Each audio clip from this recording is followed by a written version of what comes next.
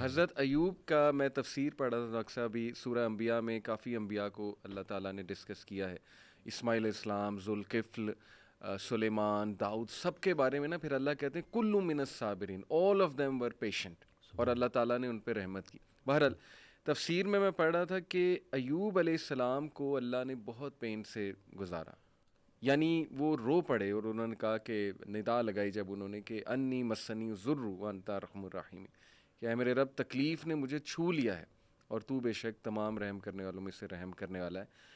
تو لکھا ہوتا ہے تفسیر میں کہ دا ریزن اللہ تعالیٰ made him go through all this tough time was to tell everyone کہ میں اپنے پیاروں کو تکلیف سے گزارتا ہوں. یہ نہ سمجھنا کہ میں تم سے ہیٹ کرتا ہوں یا میں جو ہے وہ کوئی تمہیں پنش کر رہا ہوں، کیونکہ دیکھو اگر ایوب گزر سکتے ہیں اور انبیاء گزر سکتے ہیں تو مے بی اس میں کوئی بہت بڑی حکمت ہے، پین میں، غم میں. تو لیکن یہ کہ اینڈ میں ریلیف آیا. اللہ کہتے ہیں ہم نے اسے ریلیف دیا اپنے بندے کو، اس کے اولاد اسے واپس کی، وائف تو ساتھ تھی ہی لیکن یہ کہ اولاد بچھڑ گئی تھی.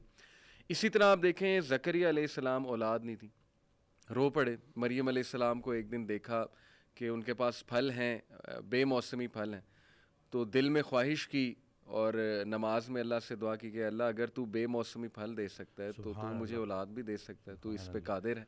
اور پھر یہ الفاظ کہ اللہ میں تجھ سے دعا کر کے کبھی مایوس ہوا ہی نہیں. تو آپ دیکھیں کہ اس وقت بچے دیے اور پھر وہ خود ہی حیران ہو گئے. یعنی آپ انسان کی حالت دیکھیں، پہلے خود ہی دعا کی، پھر جب اللہ تعالیٰ نے بچہ دے دیا تو حیران ہو گئے، کہتے اے رب مجھے کیسے ہو سکتا ہے. اسی طرح کئی مثالیں ڈاکٹر صاحب ہیں، یوسف علیہ السلام کی، موسیٰ علیہ السلام، یعنی سیڈ اینڈنگ تو ہے ہی نہیں. میں ہمیشہ انہیں سمجھاتا ہوں کہ دیکھو اللہ سے امید انسان سے لگاؤ گے تو سیڈ اینڈنگ ہے، وہ پھر سیڈ ہوگے. اللہ سے امید لگاؤ گے تو کوئی نہ کوئی ریپلیسمنٹ آ جائے گی، کوئی نہ کوئی راحت آ جائے گی، کہیں سے کچھ آ جائے گا، اللہ سنبھال لے گا.